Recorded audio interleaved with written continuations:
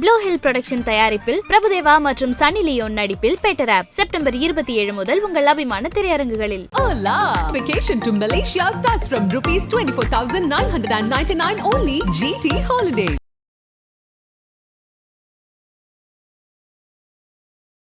செந்தில் பாலாஜி வெளியே வந்ததுல சில மூத்த அமைச்சர்களுக்கே வருத்தம் அப்படிங்கிற மாதிரியான செய்திகளும் வந்து சரியா சார்? நீங்கள் ரொம்ப நெருக்கடியான கேள்விகளை கேட்டு என்ன கஷ்டப்படுத்துறீங்க. நான் யார் பேரையும் நான் இதில் குறிப்பிடல. எனக்கு பதில் தெரிஞ்சால் கூட உங்களுக்கு சொல்ல மாட்டேன். நான் ஏன் உங்களுக்கு சொல்லணும்? இல்லை, எனக்கு இல்லை, நேயர்களுக்காக தான் கேட்குறது. உங்களுக்கும் நேயர்களுக்கு எல்லாருக்கும் சேர்த்து தான் சொல்கிறேன். நான் ஏன் இதுக்கு பதில் சொல்லணும்? எனக்கு தெரியலாம், தெரியாமலும் இருக்கலாம்.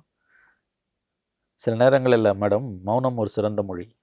சார், 471 நாட்களுக்கு பிறகு முன்னாள் அமைச்சர் செந்தில் பாலாஜிக்கு பெயில் கிடைச்சிருக்கு. இது உங்களோட ஃபர்ஸ்ட் ரியாக்ஷன் என்ன சார்? இல்லை, ஜாமீன் கொடுக்கப்பட வேண்டிய வழக்கு தான். ஏன்னா விசாரணை கைதியாக ஒருவரை 471 நாட்கள் கிட்டத்தட்ட 1.5 ஆண்டுகள் சிறையில் வைப்பது என்பது ஏற்றுக்கொள்ள முடியாதது. ஆகவே அவருக்கு ஜாமீன் கொடுத்ததில் எந்த தவறும் இல்லை என்று தான் நான் கருதுகிறேன். ஆனால் அவர் மீதான குற்றச்சாட்டுகள் உண்மையானவை, தீவிரத்தன்மை கொண்டவை என்று நான் இன்னமும் உறுதியாக நம்புகிறேன். ஏன்னா மூல வழக்கு 2013-14 அவர் போக்குவரத்துறை அமைச்சராக ஜெயலலிதா அரசில் இருந்தபோது கண்டக்டர் டிரைவர் வேலைகளுக்கு பணம் வாங்கி கொண்டு மோசடி செய்ததாக, வேலையும் தராமல் பணத்தையும் திருப்ப கொடுக்காமல் மோசடி செய்ததாக தான் வழக்கு. அந்த வழக்கில் தமிழக காவல்துறை வந்து பெரிய அளவில் சில ஆயிரம் பக்கங்களுக்கு குற்றப்பத்திரிகையை தாக்கல் செய்து அந்த வழக்கு எம்எல்ஏ எம்பிக்களுக்கான சிறப்பு நீதிமன்றத்தில் நிலுவையில் இருந்துகிட்டு இருக்குது. அது பண பரிவர்த்தனை மோசடி என்பதால் அமலாக்கத்துறையும் உள்ளே வந்தது. அவர்கள் கைது செய்தார்கள் கடந்த ஆண்டு ஜூன் 14ஆம் தேதி 2023. அதில் குற்றப்பத்திரிகை தாக்கல் செய்யப்பட்டு சென்னை முதன்மை அமர்வு நீதிமன்றத்தில் அந்த வழக்கும் நடந்துகிட்டு இருக்குது. ஸோ மெயின் கேஸை பற்றின புரிதல் நமக்கு இருந்ததுன்னா, பல பேர் பணம் கொடுத்து ஏமாந்துருக்காங்க, தெருவுக்கு வந்திருக்காங்க, நிலத்தை விற்று பொண்டாட்டி தாலியை விற்று கடன் வாங்கி பணத்தையும் திரும்ப கொடுக்காம வேலையும் கொடுக்காம அவர்களை செந்தில் பாலாஜியும் அவருடைய தம்பியும் மற்றவர்களும் ஏமாற்றுவதாகத்தான் வழக்கு. அவர்கள் மீது குற்றப்பத்திரிகை தாக்கல் செய்யப்பட்டிருக்கிறது. அது ஒரு சீரியஸ் கேஸு. ஆகவே நேற்றைக்கு ஜாமீன் கொடுத்தது என்பது வேறு, செந்தில் பாலாஜி மீதான குற்றச்சாட்டுகளின் உண்மைத்தன்மை என்பது வேறு. ஜாமீன் தான் கொடுத்துருக்காங்க, அவர் நிரபராதி என்று விடுதலை செய்யவில்லை. ஜாமீன் வந்து வழக்கமாக கொடுக்கலாம், அதில் தப்பு கிடையாது. அதுவும் 461 நாள்னு கண்டிப்பாக கொடுக்கலாம். ஆனால் செந்தில் பாலாஜியை உத்தமராக சித்தரிப்பதும், அவரை புனிதராக போற்றுவதும், அவரை தியாகியாக சொல்வதும் ரொம்ப தவறானது, ஆபத்தானது. தியாகின்னு நீ சொன்னதுனால தான் சொல்கிறேன். முதல்வரும் அந்த குறிப்பிட்டு ஒரு ட்வீட்டே போட்டிருக்காங்க இல்லையா? ரொம்ப துரதிருஷ்டவசமானது, வேதனைக்குரியது, ஏமாற்றம் அளிக்கக்கூடியது முதலமைச்சரோட ட்வீட். கொஞ்சம் விரிவாக இதை நம்ம பார்த்தோம்னா, சுருக்கமாகவே பார்க்கலாம். சுருக்கமாகவே நான் அந்த பேக்ரவுண்ட் மெட்டீரியலில் சொல்கிறதுனா, 2013-14 அன்றைய ஜெயலலிதா அரசாங்கத்தில் போக்குவரத்துறை அமைச்சராக இருக்கும்போது நடைபெற்ற ஊழல் தான் இந்த குற்றச்சாட்டு. எந்த அளவுக்கு செந்தில் பாலாஜி மீதான குற்றச்சாட்டுகள் தீவிரத்தன்மை கொண்டது என்றால், ஜெயலலிதா அவர்கள் முதலமைச்சராக இருக்கும்போதே 2015 ஜூலை 28ஆம் தேதி செந்தில் பாலாஜியை போக்குவரத்து அமைச்சர் பதவியிலிருந்து நீக்கினார். அதன் பிறகு அவர் அமைச்சராகவே ஆக்கவில்லை. 2016 எப்படியோ சீட் வாங்கி எம்எல்ஏவாக ஆனார். 2014 16 வரைக்கும் திமுக செந்தில் பாலாஜி மீது பேசிய பேச்சுக்கள், குற்றச்சாட்டுகள், இன்றைய முதல்வர் ஸ்டாலின் அவர்களே அவர் மீது எவ்வளவு அடுக்கடுக்கான குற்றச்சாட்டுகளை சுமத்தினார் என்பது உங்களுக்கு நன்றாக தெரியும். திமுகவும் இப்போ வழக்கு தொடர்ந்தது அவர் மீது. அதன் பிறகு எடப்பாடி அரசாங்கத்தில் அந்த வழக்கு முன்னெடுத்து செல்லப்பட்டு சென்னை மாநகர காவல்துறையோட குற்றப்பிரிவு, central crime branch of Chennai police, அவங்க தான் வந்து குற்றப்பத்திரிகை எனக்கு தெரிந்து அவர்கள் தான் தாக்கல் பண்ணுறாங்க. சில ஆயிரம் பக்கங்கள் கொண்ட குற்றப்பத்திரிகை. பலர் ஏமாற்றப்பட்டிருக்கிறார்கள். 2 கேட்டகரி ஆஃப் மோசடி நடந்திருக்கு. ஒன்று வந்து அந்த ரிட்டன் எக்ஸாம் நடத்துகிறவங்கள மார்க்ஸ் எல்லாம் திருத்தி முன்னால் வாங்கினவனை பின்னாலேயும் பின்னால் வாங்கினவனை முன்னாலேயும் போட்டு அது ஒரு மோசடி. 2வது மோசடி வந்து பணத்தை வாங்கிக்கிட்டு கம்ப்ளீட்டாக ஏமாத்துனது, சுத்தமாக ஏமாத்துனது. இந்த 2 விதமான மோசடி நடந்திருக்குது. அதில் நிறைய பேர்கிட்ட வந்து அவங்க சாட்சியங்களே வாங்கியிருக்காங்க. தாழ்த்தப்பட்ட மக்கள், தலித்ஸுக்கான ரெப்ரசன்டேஷனும் மறுக்கப்பட்டிருக்கிறது. இப்போ டிஃப்ரெண்ட்லி ஏபிள்டுன்னு சொல்லக்கூடிய மாற்றுத்திறனாளிகள் ஏமாற்றப்பட்டிருக்கிறார்கள். கண்ணீர் மல்க வைக்கும் கதைகள் கிட்டத்தட்ட ஒரு 40 பேராவது வந்து தங்களுடைய கதைகளை வந்து மீடியாக்களில் பதிவு செஞ்சுருக்காங்க. செந்தில் பாலாஜி கைதான பிறகு அது மறுபடியும் வந்து ரீசர்ஃபேஸ் ஆச்சு. ஸோ இதில் வந்து சென்னை மாநகர காவல்துறையோட அந்த வழக்கு வந்து நிலுவையில் இருக்கும்போது அமலாக்கத்துறையும் உள்ளே வருது. இது பேரலாக ப்ரொசீடிங்ஸ் போயிட்டு இருக்கும்போது 2021 செந்தில் பாலாஜி மந்திரி ஆனோடனே பணம் கொடுத்தவங்களில் சில பேர் வந்து எங்களுக்கு பணத்தை அவர் திரும்ப கொடுத்துட்டாரு, அதனால் வழக்கு முடிச்சு வைக்கணும்னு உயர்நீதிமன்றத்துக்கு போகிறாங்க. இது ரொம்ப வினோதமான வழக்கு. ஊழல் ஒழிப்பு சட்டத்தின்படி நீங்கள் ஒரு அதிகாரியாக இருந்து, இப்போ நான் ஒரு அதிகாரி, நீங்கள் என்கிட்ட பணம் கொடுக்குறீங்க, நான் பணத்தை திரும்ப பணம் வாங்கியிருக்காருன்னு இவங்களே சொல்ற மாதிரி தான். ஆமாம், பணத்தை திரும்ப கொடுத்துட்டோம்னா குற்றம் இல்லாமல் போயிடாது. அப்படி பார்த்தா லஞ்சம் ஒழிப்பு சட்ட புத்தகங்களை நம்ம எடுத்துடலாம். வினோதமாக சென்னை உயர்நீதிமன்றம் வாங்கினவங்களும் கொடுத்துறவங்களும் காம்ப்ரமைஸ் பண்ணிக்கிட்டாங்கன்னு அந்த கேஸை முடிச்சு வைக்குது. அதை எதிர்த்து பாதிக்கப்பட்ட சிலர் உச்சநீதிமன்றம் போகிறாங்க. அமலாக்கத்துறையும் பேரலாக போகுது. லஞ்ச ஒழிப்பு சட்டப்படி வந்து வாங்கின பணத்தை திரும்ப கொடுத்தா குற்றம் இல்லைன்னு ஆயிடாது. அதை ஏற்றுக்கொண்ட உச்சநீதிமன்றம் வழக்கை விசாரிக்க சொல்லி, மறுபடியும் விசாரிக்க சொல்லி, விட்ட இடத்துலேருந்தே விசாரிக்க சொல்லி, முதலிலிருந்து அல்ல விட்ட இடத்துலேருந்தே விசாரிக்க சொல்லி கீழே அனுப்புது. இந்த ப்ரொசீடிங்ஸ் நடந்துகிட்டு இருக்கும்போது தான் அமலாக்கத்துறை வந்து செந்தில் பாலாஜியை கைது பண்ணுது. அந்த மெயின் கேஸ் இன்னமும் வந்து இதில் பெண்டிங், எம்எல்ஏ எம்பிகளுக்கான சிறப்பு நீதிமன்றத்தில் பெண்டிங்கு. அமலாக்கத்துறை வழக்கு அந்நிய செலவாணி மோசடி, மணி லாண்டரிங்ன்றது பிரின்சிபல் செஷன்ஸ் கோர்ட் சென்னை அமர்வு நீதிமன்றத்தில், முதன்மை அமர்வு நீதிமன்றத்தில் பெண்டிங். 2 கேஸ் போயிட்டு இருக்குது. இதில் தான் அமலாக்கத்துறை வழக்கில் 1.25 ஆண்டுகள் பொறுத்து அவருக்கு இன்றைக்கி பெயில் கொடுத்துருக்காங்க. மெயின் இதில் வந்து அமலாக்கத்துறை வழக்கில் அவர் மீது குற்றச்சாட்டுகளும் பதிவு பண்ணப்பட்டுடுச்சு. 2 மாதத்துக்கு முன்னால் சாட்சி விசாரணை தொடங்கிடுச்சு. ஆனால் மெயின் கேஸில் வந்து கவர்னர் சாங்ஷன் கொடுக்கலன்னு சுப்ரீம் கோர்ட்டில் தமிழ்நாடு கவர்மெண்ட் சொல்லிச்சு. அடுத்த ஹியரிங் வரும்போது கவர்னர் சாங்ஷன் கொடுத்துட்டார். இப்போ எதனால் முதலமைச்சர் ஸ்டாலின் அவர்களுடைய அந்த ட்வீட், அவரை தியாகியாக சித்தரித்து போட்டிருக்கக்கூடிய ட்வீட் ஆபத்தானதுன்னு பார்த்தீங்கன்னா, ஸ்பெஷல் கோர்ட் எம்எல்ஏ எம்பிஸ்க்கான ஸ்பெஷல் கோர்ட்டில் செந்தில் பாலாஜிக்கு எதிரான அந்த ஜாப் ராக்கெட் கேஸ் மெயின் கேஸை நடத்துறது தமிழக காவல்துறை. அந்த தமிழக காவல்துறையின் தலைவர் முதலமைச்சர். அவர் கண்ட்ரோலில் தான் ஹோம் டிபார்ட்மெண்ட் இருக்குது, போலீஸ் இருக்குது. ஸோ உங்கள் கட்டுப்பாட்டில் இருக்கக்கூடிய ஒரு துறை ஊழல் குற்றச்சாட்டு சுமத்தி ஒருவர் மீது நடவடிக்கை எடுத்து வழக்கு விசாரணை நடந்து கொண்டிருக்கும்போது அவருக்கு நீங்கள் வந்து உத்தமர் என்ற பட்டமும் தியாகி என்ற பட்டமும் கொடுப்பது வழக்கு விசாரணையை பாதிக்கும், கண்டிப்பாக பாதிக்கும். ஏன்னா அரசாங்கம், நீங்கள் தான் அரசாங்கம், நீங்கள் வந்து குற்றம் சாட்டப்பட்ட ஒரு நபரை தியாகி என்று விழிக்கிறீர்கள். உங்கள் காவல்துறை அவருக்கு எதிராக வழக்கு நடத்துது. அப்போ அந்த வழக்கறிஞர், காவல்துறையின் வழக்கறிஞர், தமிழக அரசு வழக்கறிஞர் எந்த விதத்தில் நியாயமாக நடந்து கொள்வார்? இது நியாயமான கேள்வி. இதுக்கு நடுப்புற இன்னொன்று நடந்தது. நேற்று காலையில் செந்தில் பாலாஜிக்கு பெயில் கிடச்சதுலேருந்து நேற்று இரவு முழுவதும் தொலைக்காட்சி விவாதங்கள் வரைக்கும் நேற்றுக்கு அந்த ஓவராக காதில் கேட்ட இறைச்சல்ல இந்த பாயிண்ட்டை எனக்கு தெரிஞ்சு யாருமே மென்ஷன் பண்ணல. அது என்னென்னா, செந்தில் பாலாஜிக்கான ஜாமீன் மனு மீதான விசாரணை முடிந்து அந்த தீர்ப்பு கடந்த ஆகஸ்ட் மாதம் 10ஆம் தேதி என்று நினைக்கிறேன், 20ஆம் தேதி ஒத்திவைக்கப்பட்டது. ஒத்திவைக்கப்பட்ட பிறகு ஸ்பெஷல் கோர்ட் இருக்குது பார்த்தீங்களா, எம்எல்ஏ எம்பி ஸ்பெஷல் கோர்ட்டில் இந்த வழக்கு ஏன் இவ்வளோ நாளாக நிலுவையில் இருக்குது, அது என்ன ஸ்டேட்டஸில் இருக்குது, எங்களுக்கு ரிப்போர்ட் வேணும்னு அந்த சிறப்பு நீதிமன்ற நீதிபதிக்கு இந்த உச்சநீதிமன்ற பெஞ்ச், யார் நேற்று பெயில் கொடுத்த ஜாமீன் பாலாஜிக்கு ஜாமீன் கொடுத்த பெஞ்ச் கட்டளையிட்டது. ஸ்டேட்டஸ் ரிப்போர்ட் கேட்டிருக்காங்க. எந்த ஸ்டேஜில் இருக்குது அந்த வழக்கு மெயின் கேஸ். அந்த ஸ்டேட்டஸ் ரிப்போர்ட் நாளை மறுநாள் 30ஆம் தேதி திங்கட்கிழமை விசாரணைக்கு வருது. அது கிட்டத்தட்ட சுப்ரீம் கோர்ட் இந்த கேஸை மானிட்டர் பண்ணுற லெவலுக்கு போகுதுன்னு கூட நம்ம சொல்லலாம். புரியுதா நான் சொல்றது? இந்த பேக்ரவுண்டில் பார்க்கும்பொழுது சுருக்கமாக சொல்றதுன்னா, தமிழக அரசால் வழக்கு தொடரப்பட்டு சிறப்பு நீதிமன்றத்தில் வழக்கு நடந்து கொண்டிருக்கும் பொழுது ஒரு குற்றம் சாட்டப்பட்ட நபரை தியாகி என்ற முதலமைச்சர் விழித்து பேசுவது எந்த பாதிப்பை அந்த நீதிமன்றத்தில் இருக்கக்கூடிய விசாரணையில் ஏற்படுத்தும், தார்மீக ரீதியில் எந்த விதத்தில் சரி என்ற கேள்வி தான் எழுகிறது. அதனால தான் சொன்னேன், முதலமைச்சரின் இந்த ட்வீட் மிகவும் ஆபத்தானது, இந்த வழக்கின் தன்மையை பாதிக்கக்கூடியது. இது இட்ஸ் அ சீரியஸ் மேட்டர் தான் நான் பார்க்குறேன். இந்த ஸ்பெஷல் கோர்ட் கொடுக்குற அறிக்கையை பேஸ் பண்ணி சுப்ரீம் கோர்ட் வேறு ஏதாவது முடிவுகள் எடுப்பாங்களா? ஆமாம், என்னென்னா மானிட்டர் பண்ணுறதுக்கு ஒரு நல்ல கேள்வி இது. 2-3 விஷயம் இருக்குது. வழக்கமாக ஸ்டேட்டஸ் ரிப்போர்ட் கேட்குறாங்கன்னா 2-3 ஆப்ஷன்ஸ் இருக்குது. ஒன்று, அந்த ஸ்டேட்டஸ் ரிப்போர்ட்டில் திருப்தி அடைஞ்சு ஓகே நீங்கள் வழக்கம் நடத்துங்கன்னு ஒதுங்கிப்பாங்க. 2வது, அதில் ஏதோ ஐயப்பாடுகள் இருக்குன்னா பீரியாடிக்கல் இன்டர்வல்ஸில் எங்களுக்கு ஸ்டேட்டஸ் ரிப்போர்ட் கொடுக்கணும்னு சொல்லுவாங்க. அதாவது 4 வாரத்துக்கு ஒரு தடவை அல்லது 6 வாரத்துக்கு ஒரு தடவை எங்களுக்கு ஸ்டேட்டஸ் ரிப்போர்ட் கொடுக்கணும், என்ன ஸ்டேஜில் விசாரணை இருக்குன்னு. இல்லை, அதோட சீரியஸ்னஸ் பெருசாக இருந்துச்சுன்னா அதுக்கு தான் நான் வரேன். ஒன்று, அந்த ஸ்டேட்டஸ் ரிப்போர்ட்டை பார்த்துட்டு எல்லாம் நியாயமாக தான் இருக்குது, ஓகே நீங்கள் நடத்துங்கன்ட்டு ஒதுங்கிப்பாங்க. அதுக்கு மேற்கொண்டு பிரச்சனை இல்லை. ஆனால் சம்டைம்ஸ் இல்லை, இதில் ஏதோ தில்லாலங்கடி வேலை நடக்குது, கீழே ப்ராசிக்யூஷனு, ஜட்ஜு, அக்யூஸ் எல்லாம் ஒன்று சேர்ந்து கூட்டுக்கலைவாணி ஆகிறாங்கன்ற சந்தேகம் வந்ததுன்னா ப்ராப்பராக எங்களுக்கு 2 வாரத்துக்கு ஒரு தடவை அல்லது 4 வாரத்துக்கு ஒரு தடவை ஸ்டேட்டஸ் ரிப்போர்ட் அனுப்பணும்னு கேட்கலாம். 3வது ஆப்ஷன், அது மாதிரி ஸ்டேட்டஸ் ரிப்போர்ட் அனுப்பும்போது இருக்கக்கூடிய விஷயம் என்னென்னு கேட்டிங்கன்னா, அதில் மோசடி நடக்குது, எல்லா சாட்சியும் பல்ட்டி அடிக்கிறான்னா அந்த வழக்கு விசாரணையை வேறு மாநிலத்துக்கு கூட மாற்றலாம். இதில் என்ன மாதிரியான ஆப்ஷன்ஸ் இருக்குன்னு நீங்கள் கேட்டிங்க, நல்ல கேள்வி. ஒன்று, ஓகே ஃபைன் சொல்லிவிட்டு அந்த ரிப்போர்ட்டை ஏற்றுக்கிட்டு ஒழுங்காக நடத்துங்கன்னு ஒரு அட்வைஸ் கொடுத்துட்டு நிறுத்திடலாம்.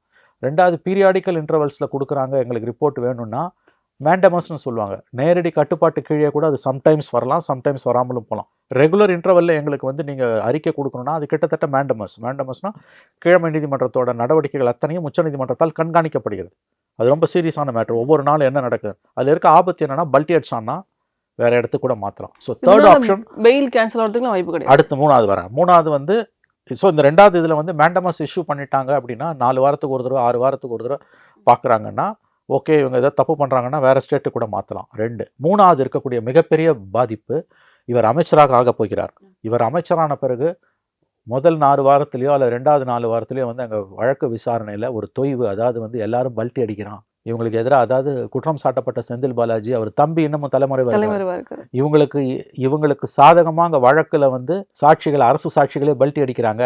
இவரும் இங்கே மந்திரியா இருக்காருன்னா பெயில் கேன்சலேஷன் வரைக்கும் போகலாம். நீங்கள் கேட்ட கேள்வி அதுதான், பெயில் கேன்சலேஷன் வரைக்கும் போகுமான்னு நீங்கள் கேட்குறீங்க. அதுக்கு வாய்ப்பு குறைவு, ஆனால் சான்சஸ் கண்டிப்பாக இருக்கு. எப்பன்னா இந்த வழக்கை உச்சநீதிமன்றம் நேரடியாக தன்னுடைய கட்டுப்பாட்டுக்குள், அதாவது மேற்பார்வையில், தட் இஸ் மேண்டமஸ் இஷ்யூ பண்ணுதுன்னா 2G வழக்கில் அப்படி தான் நடந்தது. There was a continuous mandamus. ஒருவேளை தெலுங்கானாலையோ ஹைதராபாத்லயோ இதோட ஆந்திராலையோ இந்த விசாரணை நடந்து இந்த மாதிரி விஷயங்கள் தொடர்ந்து நடக்குது அப்படின்னா பெயில் கேன்சல் ஆகும் கண்டிப்பாக. அதெல்லாம் வந்து இது கேன்சல் ஆகும் என்று நான் சொல்லவில்லை.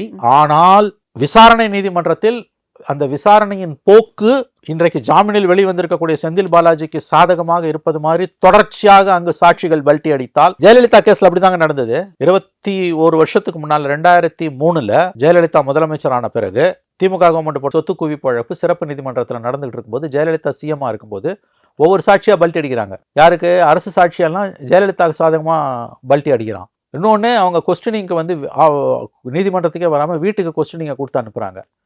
இந்த 2 சாராம்சத்தின் அடிப்படையில் திமுக பொதுச் செயலாளராக இருந்த மறைந்த அன்பழகன் உச்சநீதிமன்றத்தில் வழக்கு போடுறாரு. அப்போ அதை ஏற்றுக்கிட்டு தான் உச்சநீதிமன்றம் இந்த வழக்கை பெங்களூர் நீதிமன்றத்துக்கு மாற்றுது.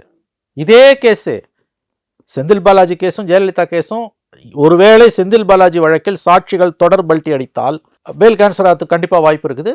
வழக்கை வேறு நீதிமன்றத்துக்கு மாற்றும் வாய்ப்பு இருக்குது. ஆகவே நேற்றைக்கு செந்தில் பாலாஜியோட விடுதலையை இந்த அளவுக்கு வந்து ஆளும் கட்சியின் ஆதரவாளர்களும் கொண்டாடுவதில் எந்த அர்த்தமும் இல்லை. இனிமே தான் ஆட்டமே இருக்குது. ஏன்னா ஸ்டேட்டஸ் கோ ரிப்போர்ட் கேட்டிருக்கு உச்சநீதிமன்றம். 30ஆம் தேதி நாள், இன்னைக்கு 27, இன்னும் 3 நாளில் உச்சநீதிமன்றத்தில் அந்த ஸ்டேட்டஸ் ரிப்போர்ட்டை நீங்கள் கொடுக்கணும்.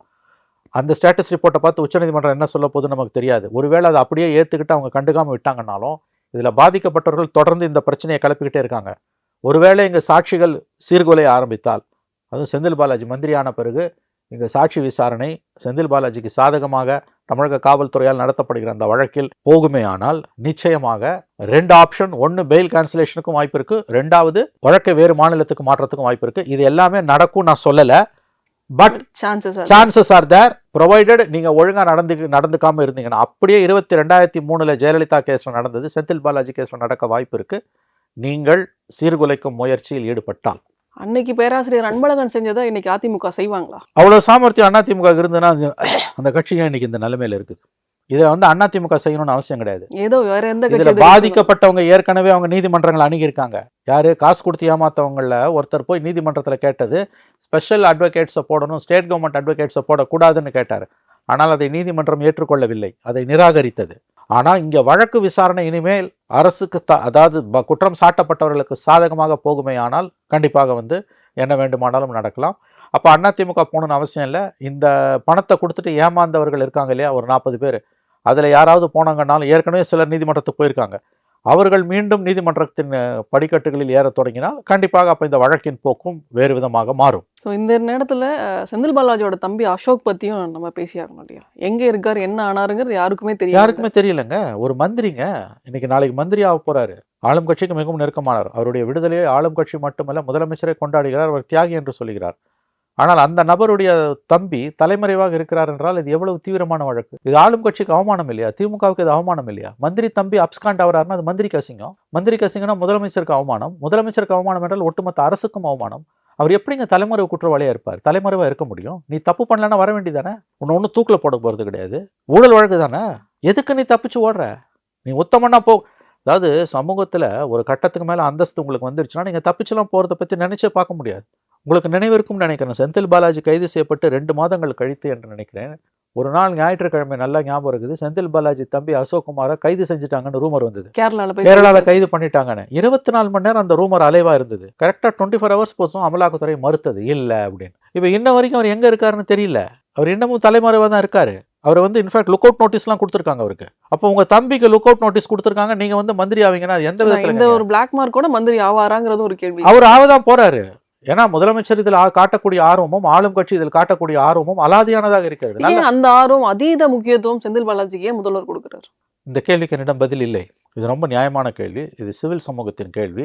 உங்கள் கேள்விக்கு என்கிட்ட பதில் இல்லை. ஆனால் ரொம்ப முக்கியமாக கவனிக்க வேண்டிய விஷயம், ஒரு மந்திரி அவரோட தம்பி வந்து தேடப்படும் குற்றவாளியாக இருக்கார். இன்னைக்கு லுக் அவுட் நோட்டீஸ் கொடுத்துருக்காங்க. அந்த கரும்புள்ளியோட இவர் எப்படி மறுபடியும் மந்திரி ஆக முடியும்? அப்போ இது இந்த அமைச்சரவைக்கே இழுக்கு இல்லையா? அமைச்சரவை பொறுப்பு என்பது கூட்டு பொறுப்பு.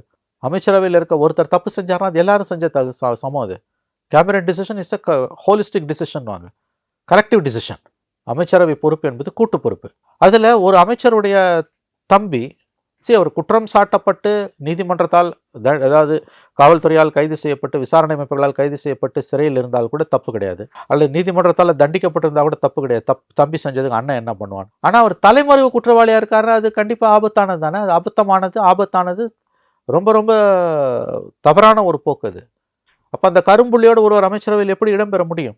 இவ்வளோ விஷயம் செந்தில் பாலாஜிக்கு எதிராக இருக்கும்போது அவரை ஏன் வந்து அமைச்சராக்க வேண்டும் என்று இவ்வளவு தூரம் துடிக்கிறார்கள் என்பது புரியாத புதிராக தான் இருக்கிறது. ஒரு மந்திரியோட பிரதர் அவரை வந்து நீங்கள் தப்பே செய்யலைன்னா வந்து அப்பீர் ஆக வேண்டியது தானே. எதுக்காக நீங்கள் தப்பித்து ஓடுகிறீர்கள்?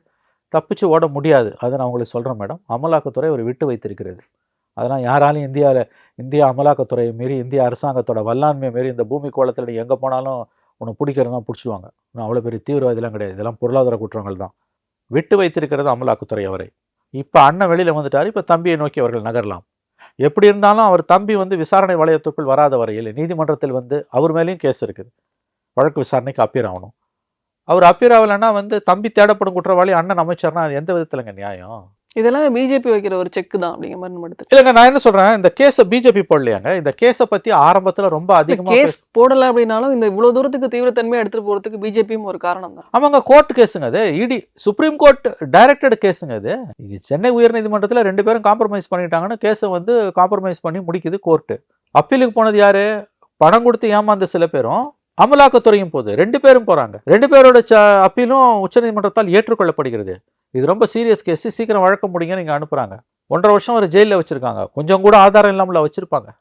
சரி, நான் பெயிலை எதிர்க்கலைங்க, கண்டிப்பாக ஜாமீனை நான் எதிர்க்கலை. ஜாமீன் கொடுத்தது நியாயமானது. விசாரணை கைதியாக ஒரு மனிதனை 471 நாள் உள்ள வைக்கிறது கண்டிப்பாக ஏற்றுக்கொள்ளத்தக்கதில்லை. தாராளமாக ஜாமீன். நிச்சயமா சார். நம்ம செந்தில் பாலாஜி குறித்து எந்த அளவுக்கு பேசுறோமோ இடி பத்தியும் நம்ம பேசணும். இந்த மாதிரி ஜாமீன் கண்டிப்பா நான் அது பேச மறுக்கவே இல்லைன்ற. நான் கண்டிப்பா பேசுறோம். இடி வந்து தவறான பாதையில போகுது, எதிர்கட்சிகளை பழிவாங்குதுன்றதெல்லாம் உண்மை. ஆனா செந்தில் பாலாஜி விஷயத்துல அவருடைய நடவடிக்கை சரி. ஜாமீன் கொடுக்கறதை எதிர்க்கல. ஜாமீன் வந்து ஒரு மனிதனோட jail is the rule, fail is the exception. தண்டனை கைதியா இருந்தா அது ப்ரொசீஜர். நீங்க ஜாமீன் கிடைக்கிற வரைக்கும் எக்ஸ்டென்ஷன் ஆகிக்கிட்டே தான் இருக்கும். 50 முறை இல்லை 500 முறை கூட எக்ஸ்டென்ஷன் ஆகும். அவருக்கு ஜாமீன் கிடைக்கிற வரைக்கும். உடல்நிலை சரியில்லாம ஹாஸ்பிட்டல் அட்மிட் ஆகி இந்த மாதிரி சீரியஸ் இஷ்யூ. இல்ல நீங்க விஷயங்களை போட்டு குழப்பிக்க கூடாது. கைது செய்யப்பட்டு சிறையில் இருக்கிறார். அவருக்கான ஜாமீன் வந்து செஷன்ஸில் டிஸ்மிஸ் ஆகுது, டெல்லி ஹைகோர்ட்டில் டிஸ்மிஸ் ஆகுது, சுப்ரீம் கோர்ட்டில் பெண்டிங்கில் இருக்குது. ஒரு தடவை டிஸ்மிஸ் ஆகுது, இப்போ மறுபடியும் கொடுத்துருக்காங்க. இந்த பெண்டிங் பீரியடில் வந்து எவ்ரி 15 டேஸ்க்கு ஒரு தடவை அந்த ரிமாண்ட் எக்ஸ்டென்ஷன் நடந்துக்கிட்டே தான் இருக்கும். அதில் ஒன்றும் ஆச்சரியம் கிடையாது. இப்போ பிரச்சனை அது இல்லை. நானே சொல்லணும்ல, பெயில் இஸ் த ரூல். தாராளமாக பெயில் கொடுங்க.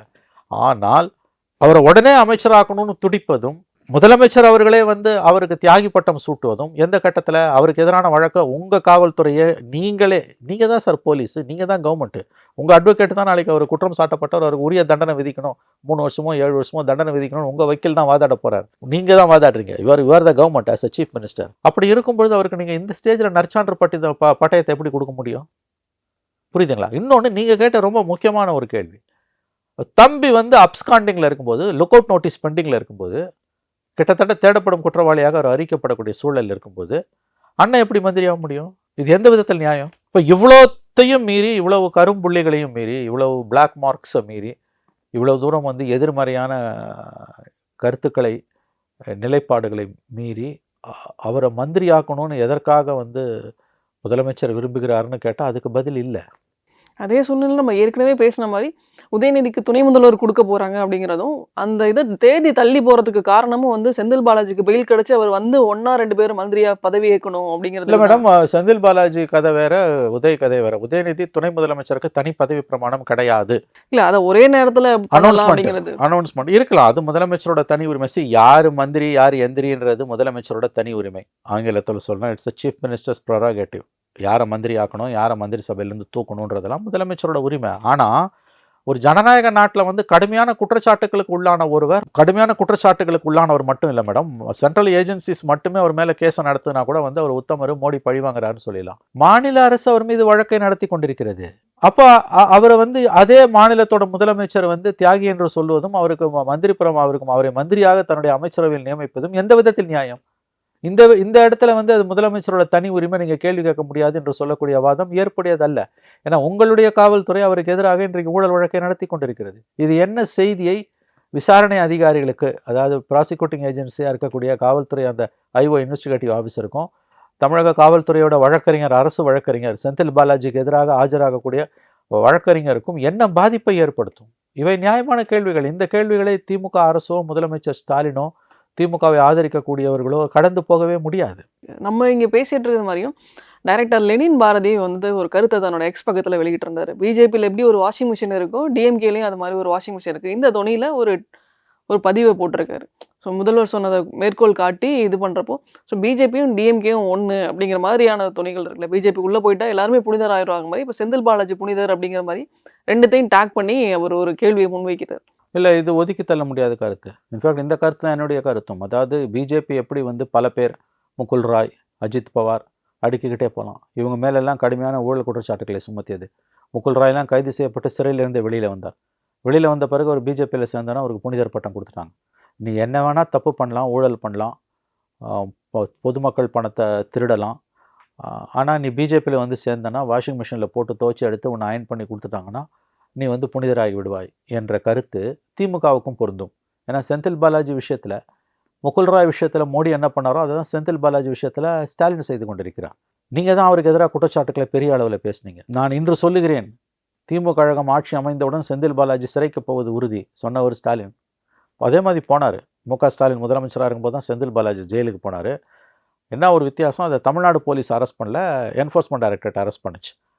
அப்போ நீங்கள் எதிர்கட்சியாக இருக்கும்போது நீங்கள் பெரிய அளவில் பேசிய ஒரு விஷயம், அதன் பிறகு விசாரணை அமைப்புகளால் உண்மை இருக்கிறது என்று கண்டறியப்பட்டு சில ஆயிரம் பக்கங்களுக்கு குற்றப்பத்திரிகையை தமிழக காவல்துறை செந்தில் பாலாஜிக்கு எதிராக நீதிமன்றத்தில் சமர்ப்பித்திருக்கிறது. அப்படி இருக்கும் பொழுது அப்படிப்பட்ட ஒரு நபரை உங்கள் கவர்மெண்ட்டில், நான் வந்து எதிர்கட்சியாக இருக்கும்போது ஸ்டாலின் என்ன பேசினார் ஒரு செந்தில் பாலாஜியை பற்றின்றதை கூட இப்போ பேச விரும்பலை. அது கூட முடிஞ்சு போன விஷயம். அதை பாலிடிக்ஸ்னு கூட வச்சுக்கலாம். ஆனால் இன்னைக்கு உங்கள் கவர்மெண்ட்டில் உங்கள் போலீஸ் நடத்துகிற கேஸில் பிரதான குற்றச்சாட்டுக்கு உள்ளானவர், மெயின் அக்யூஸ்டு, அவரை நீங்கள் மந்திரியாக்க துடிப்பது என்பது வந்து நிச்சயமாக உங்கள் அரசின் மீதான நம்பகத்தன்மையை சிதைக்கும். இது தார்மீக ரீதியில் மிக மிக தவறு. அந்த வழக்கு எப்படி நடக்கும், இவர் மந்திரியாக இருக்கார், இவங்க போலீஸ் எப்படி இந்த வழக்கை ஒழுங்காக நடத்தணும், பாதிக்கப்பட்டவர்கள் பணத்தை கொடுத்து ஏமாந்தவர்கள் யாராவது உச்சநீதிமன்றத்தை நாடினால் அது கண்டிப்பாக பாரதூரமான விளைவுகளை செந்தில் பாலாஜிக்கும் திமுக அரசுக்கும் ஏற்படுத்த வாய்ப்புகள் இருக்கிறது என்றுதான் நான் கருதி. செந்தில் பாலாஜிக்கு கொடுக்கப்பட்ட பெயில்ங்கிறது ஈடிக்கு ஏதோ ஒரு வகையில் பின்னடைவு ஏற்படுத்துமா? கிடையாது. அவங்க 1.25 வருஷம் உள்ளே வச்சுட்டாங்க. ஈடி ஒன்றும் உத்தமர்கள் கிடையாது. இதே செந்தில் பாலாஜி வந்து இவ்வளோ ஆக்டிவாக இல்லாமல் திமுக பிஜேபியை எதிர்க்காமல் இருந்திருந்தனா இன்றைக்கி கை வச்சிருக்க மாட்டாங்க. இப்போ செஞ்சால் கை வைக்க மாட்டாங்க. ஏன்னா 22 எம்பி திமுக கிட்ட இருக்குது. ராஜ்நாத் சிங் கருணாநிதி சமாதியில் வந்து சுற்றி வராரு. கருணாநிதி நாணயத்தை வெளியிடுறாரு. இப்போ நீங்கள் சொன்னதுலேருந்து நான் வெளியில் ஒன்று எடுத்துக்கணும்னா, நேற்று செந்தில் பாலாஜி வெளியில் வராங்க, இன்னைக்கு முதல்வர் போய் பிரதமரை சந்திக்கிறாங்க. அது ஏற்கனவே ஃபிக்ஸ் ஆன ஒன்று தான். ஃபிக்ஸ் ஆனது ஒன்று. பிரைம் மினிஸ்டர்ஸோட சிஎம்மோட மீட்டிங்கிறது ஏற்கனவே தீர்மானிக்கப்பட்ட ஒன்று. அவர் நிதி உதவிகள் மற்றும் இந்த புதிய கல்விக் கொள்கை சம்மந்தமெல்லாம் பேசுகிறாருன்றாங்க. அதுக்கும் இதுக்கும் எந்த சம்மந்தமும் இல்லை. அது பிரதமருக்கும் முதலமைச்சருக்குமான மீட்டிங் என்பது வந்து டு லார்ஜ் எக்ஸ்டெண்ட் நிர்வாக ரீதியிலானது. அரசியல் பேசுவாங்க, பேச மாட்டாங்க நான் சொல்லலை. ஆனால் இதை செந்தில் பாலாஜி விஷயத்தோடு இதை முடிச்சு போட வேண்டிய அவசியம் கிடையாது. அமலாக்கத்துறைக்கு நான் வக்காலத்து வாங்கலை. நிச்சயமாக அமலாக்கத்துறை எதிர்க்கட்சிகளுக்கு எதிராக ஏவி விடப்படுகிறது என்பது உண்மை. ஆனால் அமலாக்கத்துறையால் கைது செய்யப்படக்கூடியவர்கள் எல்லோரும் உத்தம சீலர்கள் கிடையாது. வெறும் பழிவாங்க நடவடிக்கை மட்டும் கிடையாது. கெட்டி தட்டி போன சமூக குற்றவாளிகள், மாநிலத்தை சூறையாடியவர்கள், ஏழை மக்களின் காசை பிடுங்கி தின்னவங்க, மாற்றுத்திறனாளியிடம் காசு வாங்கிட்டு வேலை வாங்கி கொடுப்பதா பணத்தை திருடி கொள்ளை அடித்து வேலையும் கொடுக்காம பணத்தையும் கொடுக்காம ஏமாற்றி கொண்டிருப்பவர்கள், இவங்களெல்லாம் அமலாக்கத்துறை கைது செய்வதில் எந்த தவறும் கிடையாது. பெயில் கொடுங்க. ஆனால் அமலாக்கத்துறை ஜஸ்ட் பிகாஸ் கைது செய்கிற ஒரே காரணத்தாலேயே ஒருத்தன் உத்தமன் ஆகிட மாட்டான். மெயின் கேஸை பற்றி பேச சொல்லுங்கள். இவ்வளோ தூரம் பேசுகிறாங்களே, நேற்று காலையிலேருந்து சாயங்காலம் வரைக்கும் வாய்க்கிழியாக பேசக்கூடியவர்கள், சமூக வலைதளங்களையும் தொலைக்காட்சிகளையும் திமுக சார்பில் பேசக்கூடியவர்கள், திமுகவுக்காக வெளியிலிருந்து ஆதரவு தெரிவித்து பேசக்கூடிய திமுகவின் தொங்கு சதைகள், அவர்கள் வந்து மாற்றுக் கட்சி, எதிர்க்கட்சி, திமுக கூட்டணி கட்சி எம்எல்ஏக்களாகவும் இருப்பார்கள், பத்திரிகையாளர்கள் என்ற போர்வையிலும் இருப்பார்கள், அரசியல் விமர்சகர்கள் என்ற அடையாளத்தோடும் வருவார்கள். இவங்க எல்லாரும் அந்த மூல வழக்கை பற்றி கொஞ்சமாவது யோசிச்சு பார்த்தாங்கன்னா, தலித்துகள் ஏமாற்றப்பட்டிருக்காங்க. 3 சக்கர வாகனத்தில் போகக்கூடிய மாற்றுத்திறனாளிகள் ஏமாற்றப்பட்டிருக்காங்க. அவங்க கிட்ட காசை வாங்கிட்டு ஏமாத்திருக்காங்க. ரொம்ப தெளிவான சார்ஜ் ஷீட்டு தமிழ்நாடு காவல்துறை போட்ட charge sheet, central crime branch போட்ட அந்த சார்ஜ் ஷீட் வந்து ரொம்ப ரொம்ப தெளிவான சார்ஜ் ஷீட். அதை படித்து பார்த்தாலே தெரியும். சில ஆயிரம் பக்கங்கள் இருக்குது. அந்த அளவுக்கு வந்து ஒதுக்கி தள்ள முடியாத ஆதாரங்களுடன், மறுக்க முடியாத ஆதாரங்களுடன் குற்றச்சாட்டு சுமத்தப்பட்டுள்ள ஒரு நபரை அவருக்கு பெயில் தான் கொடுத்துருக்காங்க. அவர் விடுதலை, அவர் நிரபராதின்னு உச்சநீதிமன்றம் ஒன்று சர்டிஃபிகேட் கொடுத்து விடுதலை பண்ணல. அதற்கே ஏன் இவ்வளோ ஆட்டம் ஆடுறாங்க? மெயின் கேஸை பார்க்க சொல்லுங்க. இதை வருது திங்கக்கிழமை சுப்ரீம் கோர்ட்டில் மானிட்டரிங்கில் வரும்போது தெரியுது. மேண்டமஸ் இஷ்யூ பண்ணானா இவங்களுக்கு சிக்கல், பாலாஜிக்கும் சிக்கல், அரசுக்கும் சிக்கல். இல்ல இது எல்லாமே அவங்களுக்கும் தெரியும் தான். நல்லா தெரியும், அவங்க தெரிஞ்சுதான். அதைத்தான் எனக்கும் புரியல. நீங்க ஒரு 10 நிமிஷம் மேல ஒரு கேள்வி கேட்டீங்க, எல்லாத்தையும் கேட்டுட்டு நீங்களே கேட்டீங்க, இவ்வளோ இருக்குது ஏன் மந்திரி ஆக்குறாங்க? உண்மையிலே தெரியல மேடம். நிச்சயமா இது இந்த அரசுக்கு வந்து ஒரு கரும்புள்ளி மட்டும் இல்லை, டிக்கிங் பாம். இது டைம் பாம், எப்போ வேணா வெடிக்கும். செந்தில் பாலாஜி விஷயம் ஸ்டாலின் அரசாங்கத்துக்கு ஒரு டைம் பாம். அவர் விஷயத்துல வந்து எதுவும் இன்னமும் முடிவுக்கு வரல. இனிமே தான் ஆட்டமே ஆரம்பம். அப்படி இருக்கும்போது அவசரப்பட்டு அவரை எதற்காக வந்து அமைச்சராக்குகிறார்கள் என்பது புரியல. கட்சியில பதவி கொடுங்க, அது யாரும் கேள்வி கேட்க முடியாது. அது கட்சி தலைவர் என்கின்ற முறையில் ஸ்டாலின் அவர்களுடைய தனி உரிமை, திமுகவோட உரிமை. அதை கேள்வி கேட்கிற உரிமை திருவாளர் பொதுஜனம் ஆகிய நமக்கு கிடையாது. ஆனா நீங்க மந்திரி ஆக்கினீங்கன்னா எல்லாரும் கேட்பாங்க.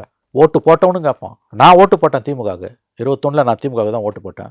இப்போ நான் ஒரு பிரஜையா கேட்குறேன், திமுக ஓட்டு போட்டோம்னா கேட்குறேன். இது எந்த விதத்தில் நியாயம்? நீங்க இதெல்லாம் செய்வீங்கன்னு நினைச்சா நாங்கள் உங்களுக்கு ஓட்டு போட்டோம். உங்களுக்கு வாக்களித்த ஒரு வாக்காளனாக நான் கேட்கிறேன், இது எந்த விதத்தில் நியாயம்? ஏன் இவ்வளவு அவசரம்? அவர் ஜாமீன்ல வரட்டும். அவர் ஜாமீனை நான் எதிர்க்கல. கண்டிப்பாக 471 நாள் ஒரு மனிதனை விசாரணை கைதியாக சிறையில் வைப்பது ஏற்புடையது அல்ல. நிச்சயமா ஜாமீன் கொடுங்க, வெளியில வரட்டும். மந்திரியாக்க ஏன் இவ்வளவு துடிக்கிறீங்க? அதுவும் ஏற்கனவே அவர் மேல மெயின் கேஸ் பெண்டிங்ல இருக்கும்போது சுப்ரீம் கோர்ட் அதை இப்ப கிட்டத்தட்ட மானிட்டர் பண்ற ஸ்டேஜுக்கு வந்துருச்சு. ஆளுநர் RN ரவி இதை எப்படி பார்ப்பார்? இல்ல, அவருக்கு வேற ஆப்ஷன் இல்லை. ஆனா நான் இன்னொன்னு சொல்லிடுறேன், சட்டத்தின்படி செந்தில் பாலாஜி மந்திரி ஆவறதுல எந்த தடையும் இல்லை. கோர்ட்டும் அதை சொல்லியிருக்கு. கோர்ட் வந்து அதை பத்தி டச் பண்ணல. அவர் மந்திரி ஆக்கலான்னு கோர்ட் சொல்லல. That is the position. இப்ப நாளைக்கு மேடம் ஸ்டாலின் அவர்கள் செந்தில் பாலாஜியை மந்திரி ஆக்கணும்னு ஆளுநர் ரவிக்கு ஒரு பரிந்துரை செய்தால் ஆளுநர் ரவி அதை ஏற்றுக்கொள்ளத்தான் வேண்டும். வேற வழி ரவிக்கு கிடையாது. உங்களுக்கு ஞாபகம் இருக்கா, செந்தில் பாலாஜி சிறைக்கு போய் 2-3 மாசத்துல ஒரு நாள் சாயங்காலம் செந்தில் பாலாஜி அமைச்சரவை இருந்து டிஸ்மிஸ் பண்ணார் ரவி. அப்புறம் 5 மணி நேரத்தில் அவரோட உத்தரவு அவரே திரும்ப வாங்கிக்கிட்டார். இதெல்லாம் அடாவடி. இப்போ அதே மாதிரி வந்து நம்முடைய முதலமைச்சர் அவர்கள் செந்தில் பாலாஜியை அமைச்சராக்க வேண்டும் என்று ஆளுநர் ரவி அவர்களுக்கு பரிந்துரை செய்தால் அதை ஏற்றுக்கொண்டு செந்தில் பாலாஜிக்கு அமைச்சராக பதவி பிரமாணம் செய்து வைப்பது ஒன்றுதான் ஆளுநர் ரவிக்கு முன்னால் இருக்கக்கூடிய வேலை. அவர் வேற மாதிரி தில்லாலங்கடி வேலைலாம் ஆட முடியாது. அப்படி செஞ்சா அது தப்பு. இல்ல, ஒருவேளை அவர் ஏற்றுக்கொள்ளல அப்படின்னா கோர்ட்டுக்கு போய் டைரக்ஷன் வாங்குவாங்க. பொன்முடிக்கு அப்படிதான் ஆச்சு. பொன்முடிக்கு இவர் பதவி பிரமாணம் இல்ல கோர்ட்டுக்கு போன பிறகுதான் வந்தது. இல்ல, அவரு கன்விக்ஷன் ஆன சேம் கேஸ் கன்விக்ஷன் ஆகி அவங்க கன்விக்ஷனுக்கு சென்டென்ஸ்க்கு ரெண்டுத்துக்கு சேர்த்து ஸ்டே கொடுத்தாங்க. ஸ்டே வாங்கிட்டு வந்தாங்க. கன்விக்ஷன் ஸ்டே பண்ண பிறகு நீ மந்திரி ஆக்கலாம்னு அமைச்சரவையில போய் கேட்கறாங்க, கொடுக்க மாட்டேன்றாரு. சுப்ரீம் கோர்ட்டுக்கு போகுது. சுப்ரீம் கோர்ட் ஒரு நாளைக்கு தள்ளி வைக்கிறாங்க. 12 மணிக்கு கேஸ் வரும்போது 10 மணிக்கு பதவி பிரமாணம் செஞ்சு வச்சுட்டேன்.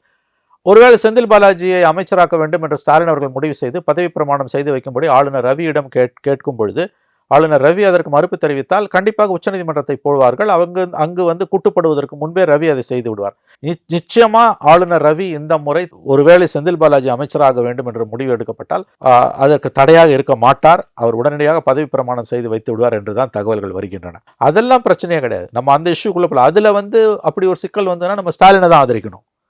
ஏன்னா அது கூட்டாட்சி சம்பந்தப்பட்ட விஷயம். நம்ம செந்தில் பாலாஜியை ஏன் இவ்வளோ அமைச்சராக்குறீங்க, இவ்வளோ குற்றச்சாட்டுகள் இருக்கும்போது கேட்கறது வேற. ஆனால் ஒரு முதலமைச்சர் என்கின்ற முறையில் அரசியலமைப்பு சாசனம் தனக்கு கொடுத்திருக்கக்கூடிய உரிமையின் அடிப்படையில் முதலமைச்சர் செந்தில் பாலாஜி அமைச்சராக வேண்டும் என்று சொல்லி அதற்கு ஆளுநர் மறுப்பாரை, ஆனால் நாம் முதலமைச்சர் ஸ்டாலினைத்தான் ஆதரிக்க வேண்டும். நம்ம அவ்வளவு தெளிவா இருக்கோம். ஆனா இவ்வளவு தூரம் வந்து ஜனநாயக சக்திகள் ஸ்டாலின் அவர்களை ஆதரிக்கும் பொழுது, திமுக அரசை ஆதரிக்கும் பொழுது ஏன் செந்தில் பாலாஜிக்காக முதலமைச்சர் இவ்வளவு தடுமாற்றம் அடைகிறார்? ஏன் இவ்வளவு தூரம் அவரை உடனடியாக முதலமைச்சராக்க வேண்டும் என்று குறியாக இருக்கிறார் என்று புரியவில்லை. இது திமுகவுக்கு நல்லதல்ல, இந்த அரசுக்கும் நல்லதல்ல. சரி, இப்போ முதல்வர் சொன்னது மாதிரி துணை முதல்வராக வந்து உதயநிதி வருவாரா அப்படிங்கிற கேள்வி வந்துச்சு. வலுத்து இருக்கிறது இன்னும் காலம் பழுக்கவில்லை அப்படின்னு சொன்னாங்க. காலம் பழுத்துருச்சா?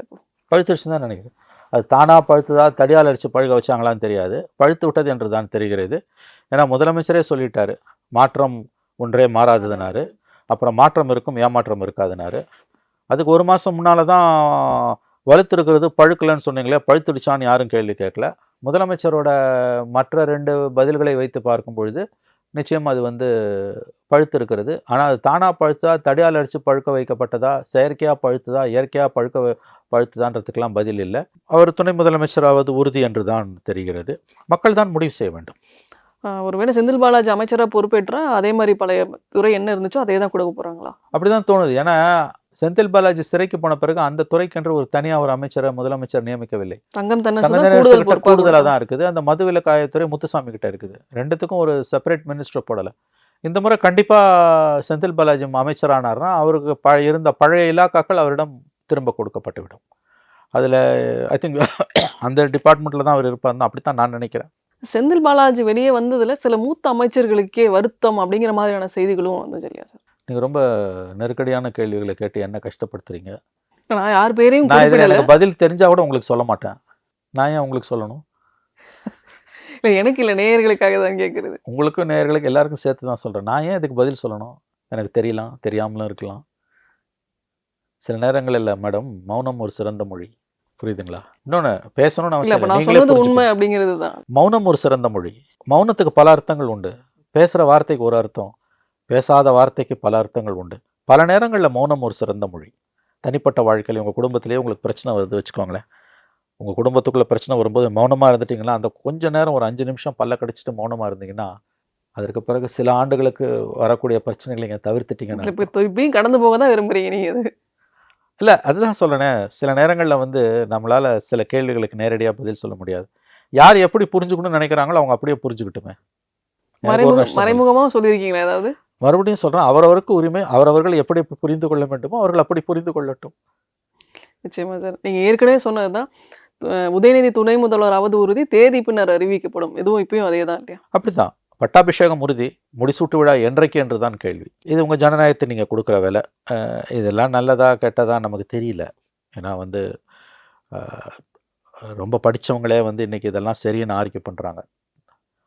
அப்பழுக்கற்ற மத சார்பற்ற சக்திகள், தனிப்பட்ட வாழ்க்கையில் நேர்மையாக இருக்கக்கூடியவர்கள் இவ்வளவு சீக்கிரமாக ஏன் வந்து அவருக்கு பட்டாபிஷேகம் நடத்துகிறாங்க? ஸ்டாலினுக்கு இந்த இடத்துக்கு வரத்துக்கு 40 வருஷம் ஆச்சு.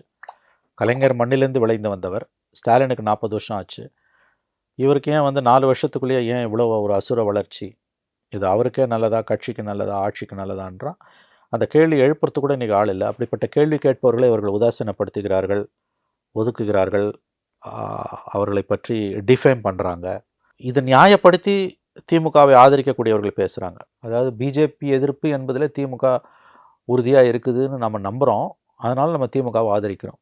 இதே மாதிரி திமுகவை ஆதரிக்கக்கூடியவர்கள் திமுக எந்த தவறு செய்தாலும் அதை நியாயப்படுத்தி கொண்டு, இல்லாட்டி அது பிஜேபி உள்ளே வந்துடும்ன்ற அந்த வாதத்தை முன்வைத்து கொண்டு இன்றைக்கு உதயநிதியோட எலிவேஷனையும் ஆதரிக்கிறாங்க. குறைஞ்சபட்சம் ஒரு கேள்வி கேட்கணும், ஸ்கெப்டிக்கலாக பார்க்கணும். அரசாங்கத்தை வந்து கடுமையான விமர்சன பார்வையுடன் பார்ப்பது தான் மனசாட்சி உள்ள, அறிவுள்ள, மக்கள் நலனில் அக்கறை கொண்ட ஒரு பத்திரிகையாளனின், அரசியல் பார்வையாளனின், ஒரு சிந்தனையாளனின் அடிப்படை கடமை. இன்றைக்கி அதையே காவு கொடுத்துட்டு திமுக செய்கிற எல்லா தவறுகளையும் நியாயப்படுத்திக்கிட்டு ஜால்ரா போட்டுக்கிட்டு இருப்பது என்பது ரொம்ப ரொம்ப ஆபத்தானது. ஆனால் அதான் இன்றைக்கி நடந்துகிட்டு இருக்கு. பிஜேபி எதிர்ப்பு என்கின்ற ஒற்றை காரணத்தை வைத்துக்கொண்டு திமுக செய்யக்கூடிய பல தவறுகளை இங்கின்று நியாயப்படுத்தி கொண்டிருக்கிறார்கள். இது ஏற்புடையதல்ல. மக்கள் மன்றத்தில் வந்து இது வந்து என்ன மாதிரி புரிந்து கொள்ளப்படும்? ஸ்டாலினை வந்து நம்ம உடனே ஏற்றுக்கிட்டோம், யாருமே மறுப்பு சொல்லலை. ஏன்னா ப்ராசஸில் வந்தார். அவர் 40 ஆண்டு கால ப்ராசஸில் வந்தார். உதயநிதி அவர்கள் 4 ஆண்டுகள்லேயே இவ்வளவு அசுர வளர்ச்சி என்பது பூர்வங்களை உயர்த்தக்கூடியது. இது நல்லதான்ற கேள்வி எழுதலையா? எதற்காக இவ்வளவு அவசரம்? குறைஞ்சபட்சம் இந்த ஒரு ஃபுல் டேர்ம் இருந்துட்டு 26ல் ஒருவேளை அவங்க ஆட்சிக்கு வந்தாங்கன்னா அப்போ எலிவேட் பண்ணாங்கன்னா கூட வந்து தவறு இல்லை. முதலமைச்சர் என்ன சொன்னார் 2020 சன் டிவி பேட்டியில், என் குடும்பத்திலேருந்து என் மகனோ மருமகனோ யாரும் அரசியலுக்கு வரமாட்டாங்கன்னு சொன்னவர் தான் முதலமைச்சர். இவன் உதயநிதி அவர்களே வந்து குறிப்பிட்டிருக்காரு. அது வரேன். அதுக்கு பிறகு 21ல் எம்எல்ஏ, 22ல் மந்திரி, இப்போ 24 டெப்டி சிஎம். உதயநிதி என்ன சொன்னார்? நான் மந்திரி அரசியலுக்கு வரமாட்டேன்னாரு, அப்புறம் மந்திரி ஆக மாட்டேன்னாரு. இதெல்லாம் 4 வருஷத்தில் நடந்த கதை. ஜஸ்ட் 4 இயர்ஸில் நடந்த கதை இது. இப்போ திமுகவை அடுத்த கட்டத்துக்கு எடுத்துகிட்டு போனோம்னா ஒரு யங் ஃபோர்ஸ் தேவைப்படும் இல்லையா சார்? ஏன் மற்ற இதிலெல்லாம் இளைஞர்கள் யாருமே இல்லையா? திமுகவில் வந்து உதயநிதியை தவிர வேற இளைஞர்களே இல்லையா? திமுகலேருந்து யாருமே போர்க்குடி இருக்கல, யாருமே எதிர்குரல் கொடுக்கல இல்லையா? அப்போ அவங்களோட ஒரு நான் இதை ஒன்றும் பாவம்னு சொல்லலையா, ஜனநாயகம் அனுமதிக்குது. ஆனால் அது சரியான்ற நான் இதை நீங்கள் வந்து இவ்வளவு அவசரம் ஏன் உங்களுக்கு? இளைஞர்கள் வேணுன்றது அந்த குடும்பத்துக்குள்ளே மட்டும்தான் இளைஞர்கள் இருக்காங்களா? ஒன்று தெரிஞ்சுக்கோங்க நீங்கள். அதாவது வந்து மக்கள் ஏற்றுக்கொள்கிறார்கள் என்ற ஒரே காரணத்துக்காக எல்லாமே நியாயம்னு ஆகிடாது. வாரிசு அரசியல் என்பது ஜனநாயகத்துக்கு நேர் எதிரானது. இன்னும் சொல்லப்போனால் வாரிசு அரசியல் என்பது சமூக நீதிக்கு எதிரானது. நீங்கள் வந்து வர்ணாசிர தர்மத்தை சனாதனத்தெல்லாம் எதிர்க்கிறேன்னு சொல்கிறீங்க. நீங்கள் ஏன் அதை எதிர்க்கிறீங்க? அது பிறப்பால் ஒரு பிரிவினருக்கு வந்து கூடுதல் முன்னுரிமையை கொடுக்குது, தட் இஸ் ப்ரிவிலேஜை கொடுக்குதுன்னு நீங்கள் எதிர்க்கிறீங்க. வாரிசு அரசியல் அதை தானே பண்ணுது. அப்போ வாரிசு அரசியலும் சமூக நீதியும் ஒரே இடத்துல ஒன்றா இருக்க முடியாது. அது நேரெதிர் பதம், ஒன்றுக்கொன்று நேரெதிர் பதம் தான் சமூக நீதியும் வாரிசு அரசியலும். அதே மாதிரி தான் குடும்ப அரசியலும் சமூக நீதியும். நீங்கள் பிறப்பால் ஒருத்தருக்கு வந்து ஒரு முன்னுரிமை கொடுக்கக்கூடிய, கூடுதல் அட்வான்டேஜ் கொடுக்கக்கூடிய, ப்ரிவிலேஜ் கொடுக்கக்கூடிய எல்லாமே வர்ணாசிர தர்மம் தான், சனாதன தர்மம் தான். அதை நீங்கள் எந்த பெயரிட்டு வேணுமாலும் அழைத்துக்கொள்ளுங்கள். பிறப்பால் பார்ப்பனியத்தை எதிர்க்கிறோம், பிராமணிசத்தை எதிர்க்கிறோம்னு சொல்கிறீங்க. ஏன்? பிறப்பால் அவருக்கு வந்து சில உரிமைகள் கிடைக்குது. கோயிலுக்கு போகிறதுல வந்து கர்ப்பகிரகத்துக்குள்ளே போய் இறைவனுக்கு இது பண்ணுற பூஜை பண்ணுறதுலேருந்து முக்கியமான விஷயங்கள்ல நல்லது, ஒரு ப்ரிவிலேஜ், எல்லா நல்லது கெட்டது எல்லாத்துலேயுமே வந்து சமூக நிலையில் பிராமணர்கள் வந்து இந்து சமயத்தில் முன்னிலையில் இருக்காங்கன்னா அது பை பர்த் கிடைச்ச பிறப்பு, பை பர்த் கிடைச்ச ஒரு அட்வான்டேஜ். உதாரணத்துக்கு பூணூலை வந்து மற்ற ஜாதியை சேர்ந்தவங்க போட்டுக்க முடியாது. ஏன்னா பை பர்த் வந்து பூணூல் போடணுன்னா உங்கள் அப்பா பிராமணனாக இருக்கணுன்றாங்க. இதெல்லாம் வச்சு தானே வந்து பிராமணியத்தை பார்ப்பனியத்தை எதிர்க்கிறோன்னு பெரியார் சொன்னார். நான் ரொம்ப சிம்பிளாக சொல்கிறேன் இது. அப்போ பிறப்பால் ஒரு மனிதனுக்கு கிடைக்கக்கூடிய ப்ரிவிலேஜஸ் எப்படி வந்து நம்மால் ஏற்றுக்கொள்ள முடியாததோ, நாம் அதை எதிர்க்க வேண்டுமோ, அதற்கு இணையாக வாரிசு அரசியலை, குடும்ப அரசியலை நாம் எதிர்க்க வேண்டும்.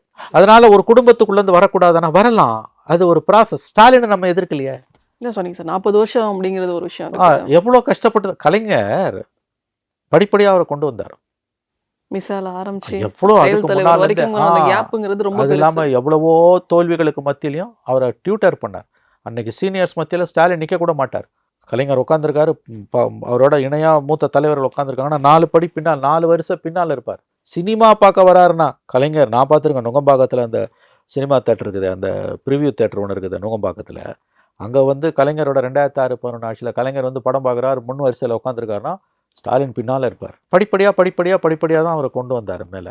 அவர் வந்து துணை முதலமைச்சர் ஆகும்போது எனக்கு நல்லா ஞாபகம் இருக்குது, 2009 மக்களவைத் தேர்தல் முடிஞ்சு அழகிரி மத்திய மந்திரி, இங்கே ஸ்டாலின் துணை முதலமைச்சராக நியமன பதவி தான், ஜிஓ தானே, பதவி ஏற்பு இல்லை. அப்போ யாருமே அதை எதிர்க்கலை. நான் சொல்கிறது யாருமே எதிர்க்கலைன்னா சிவில் சமூகத்திலிருந்தும் எதிர்கட்சிகளிடமிருந்து கூட எந்த எதிர்ப்புமே வரல. ஏன்னா எல்லாருக்கும் தெரியும், ரெண்டாவது சரியான ஆள் இவர் தான். இவ்வளோ என்ன சொல்ல போனால் அப்போ ஏன்பா இவருக்கு இன்னும் கலைஞர் கொடுக்காம வச்சிருக்காரு, இவ்வளோ கஷ்டப்படுறாரு பண்ணுற அந்த மனநிலை தான் எல்லாருக்கிட்டையுமே இருந்தது. கலைஞர் மறைஞ்ச பிறகு அவர் தலைவராக வரும்போது ஒரு சின்ன முணுமுணுப்பு கூட இல்லை. ஏன்னா எல்லாருமே அவர் கூட இருந்தவங்க, பல வருடங்களா, 30 வருடங்களா 40 வருடங்களா அவர் கூட இருந்த எல்லா சீனியர்ஸுமே ஸ்டாலினை ஏற்றுக்கிட்டாங்க. ஏன்னா அவர் ப்ராசஸில் வந்தார், படிப்படியாக வந்தார். நீங்கள் 4 வருஷத்தில் கொண்டு வந்து இப்படி ஒரு இன்ஜெக்ட் பண்ணுறீங்க. நீங்கள் இது எங்கேயாவது ஒரு இடத்துல வந்து அதற்கான ரெசிஸ்டன்ஸ் இருக்கும், கட்சிக்குள்ளேயே இருக்கும். பட் நம்ம அதுக்கு மேலே ஒரு லெவலுக்கு மேலே அதை பேச முடியாது. ஏன்னா இது ஒரு கட்சியோட உள் விவகாரமாக மாறுது. அவர் முதலமைச்சராக துணை முதலமைச்சரான பர்சனலி எனக்கு உதயநிதி மேலே எந்த வருத்தமோ கோவமோ எதுவுமே கிடையாது. இன்ஃபேக்ட் நான் அவரை பார்த்தது கூட கிடையாது, to be frank with you. எனக்கு அவங்க கலைஞரை நல்லா தெரியும், ஸ்டாலினை நல்லா தெரியும், இவரை நான் பார்த்தது கூட கிடையாது நான். பட் இவங்க கொண்டு வர முறை என்பது ஐ திங்க் இது ஏற்புடையது அல்ல. இது கண்டிப்பாக வந்து அவங்களுக்கு ஒரு அவப்பெயரை தான் ஏற்படுத்தும். ஆனால் அது அவங்க வந்து வரும் நாட்களில் ஒன்ஸ் ஒரு துணை முதலமைச்சர் ஆன பிறகு தன்னுடைய செயல்பாடுகள் மூலம் அவர் நிரூபித்தார்னா அந்த டேமேஜ் கண்ட்ரோல் ஆகலாம். அதையும் நான் சொல்கிறேன் உங்களுக்கு.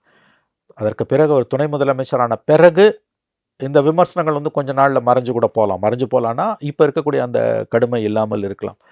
அதன் பிறகு அவர் தன்னுடைய ஒர்க்கால், தன்னுடைய செயல்பாடுகளால் வந்து அவரால் வந்து ஒரு இம்ப்ரெஸ் பண்ண முடியுதுன்னா அப்போ இந்த விமர்சனம் பின்னுக்கு தள்ளப்படலாம். மேபி வேற சில காரணங்களால திமுக இதை ப்ரொலாங் பண்ண தேவையில்லைன்னு கூட நம்ம நினைக்கலாம். நேச்சுரலி அவங்களுக்குள்ள இருக்கக்கூடிய அந்த இன்டர்னல் டைனமிக்ஸ் எல்லாம் எனக்கு புரியுது. பட் எதுக்காக இவ்வளோ அவசரம் தான் என்னால் அது அந்த ஒரு ஆஸ்பெக்டை என்னால் புரிஞ்சிக்கவே முடியல. அவருக்கு வயசு சின்ன வயசு தான், கவர்மெண்ட் உங்கள் கண்ட்ரோலில் தான் இருக்குது. இப்போ இருக்க சுச்சுவேஷன் வச்சு பார்த்தா 26லேயும் திமுக கூட்டணி ஜெயிக்கிறதுக்கு தான் வாய்ப்புகள் அதிகம் தான் நானே நம்புகிறேன். அப்படி இருக்கும்போது நீங்கள் அட்லீஸ்ட் எலெக்ஷன் முடிஞ்ச பிறகு இதை பண்ணால் கூட வந்து ஒரு இந்த அளவு கடுமையான விமர்சனங்கள் வராதுன்னு தோணுது. எனவே அவங்க கட்சி, அவங்க குடும்பம், அவங்க ஆட்சி, நம்ம அதுக்கு மேல ஒன்றும் பேச முடியாது. ப்ளூ ஹில் ப்ரொடக்ஷன் தயாரிப்பில் பிரபுதேவா மற்றும் சன்னி லியோன் நடிப்பில் பெட்டர் ஆப் செப்டம்பர் 27 முதல் உங்கள் அபிமான திரையரங்குகளில். Hola! Vacation to Malaysia starts from rupees 24,999 only. GT Holiday.